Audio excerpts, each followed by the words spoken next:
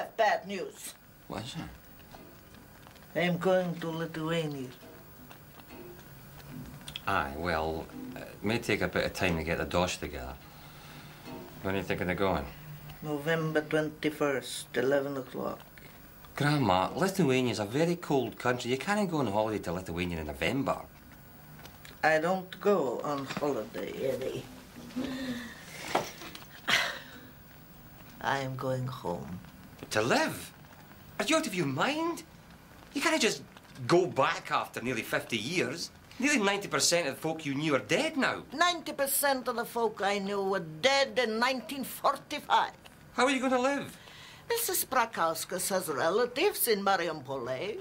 They give me small room, I give them hard currency. I've talked to DSS. They send my pension to Lithuania. Only thing is, you must give me 3,000 pounds. What? Grandma, I haven't got £3,000. I need travel money, furniture and things.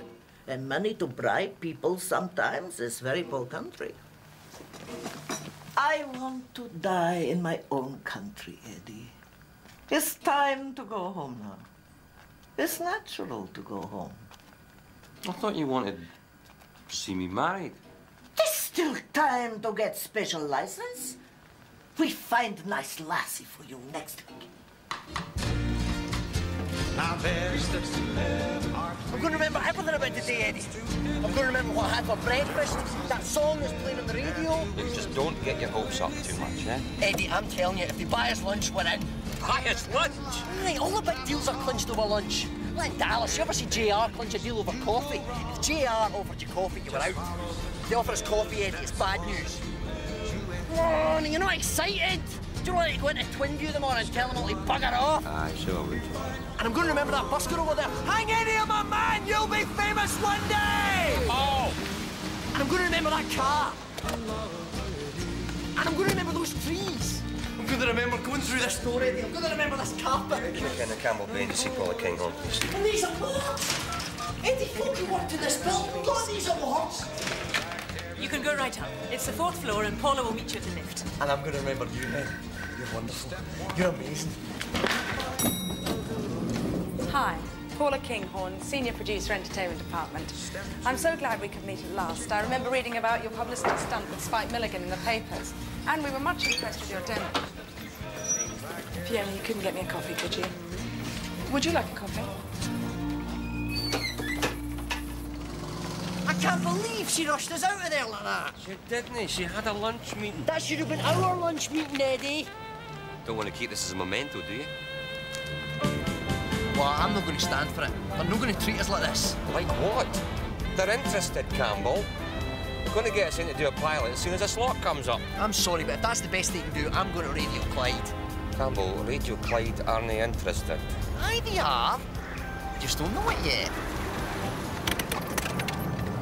Campbell, maybe in the films, a guy can take a handful of his fragile wee dreams into the big white building and they make him a star. But in the real world, you beat your head against a brick wall until it's bloody. And then, maybe, one day, you look up and you see just a wee crack in it. There's a lot more of my blood on that wall than yours, Campbell, and today, I looked up and saw that crack. I'll phone Radio Clyde tomorrow.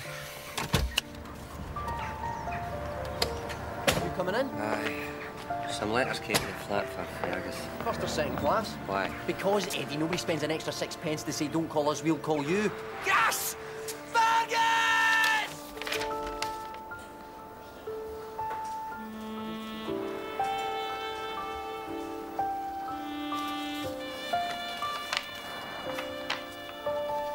I've been invited for an interview.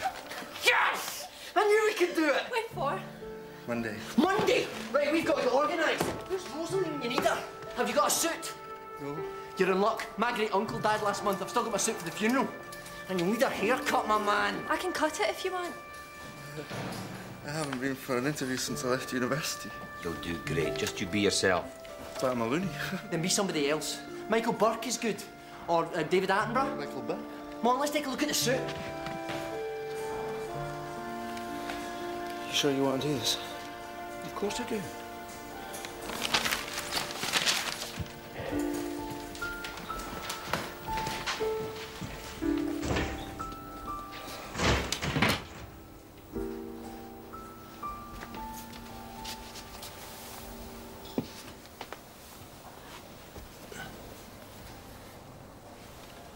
Rosalie. Rosalie, is that you in the cupboard? No. Who's in the cupboard then? No, Dick. Eddie, have you seen Rosalie? Our social worker's here. She's disappeared again. I haven't seen her. Well, if she turns up here, can you ask her to come to the nurse's station?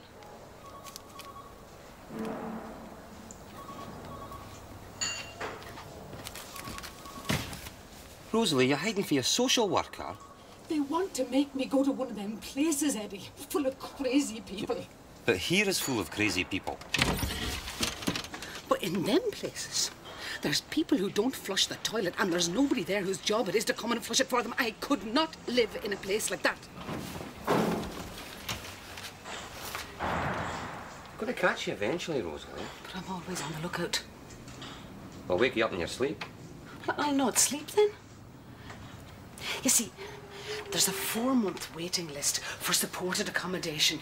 So all I have to do is hide for the next 4 months. I think it's a brilliant plan. You okay?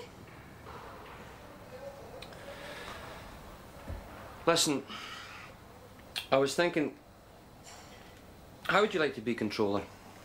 But you're the controller, Eddie. If I was the controller, what would you be?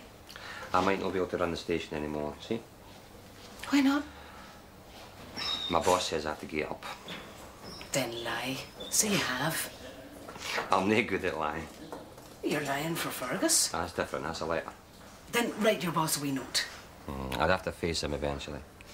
I can't look somebody in the face and lie. They always know. And you're a salesman? Aye, and a very bad one. But it's all I've got, and sooner or later they catch up with me. Sooner or later they'll catch up with me too. But I have got a lot more hidey holes up my sleeve than they think I have. You do what you have to do, Eddie.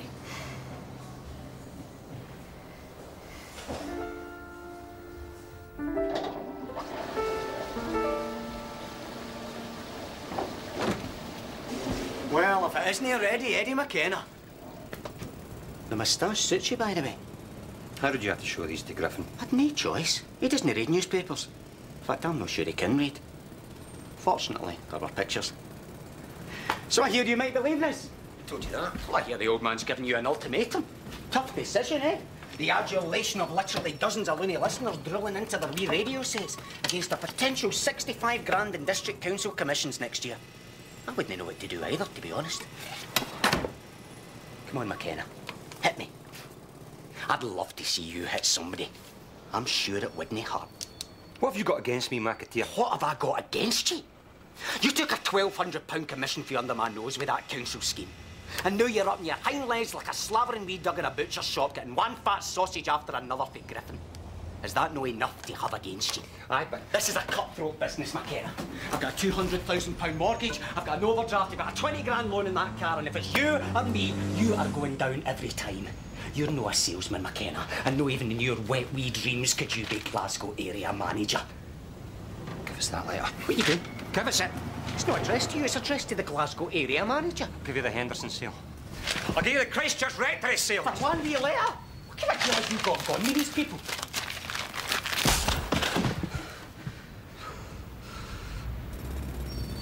I'm really sorry. Are you okay? I was right. Didn't he hurt? You're not going to tell Griffin, are you? About hitting me? About the letter. So he'd know you've been going about trying to impress your big clients with a flash title? Oh, no fear. He probably would promote you to Glasgow area manager.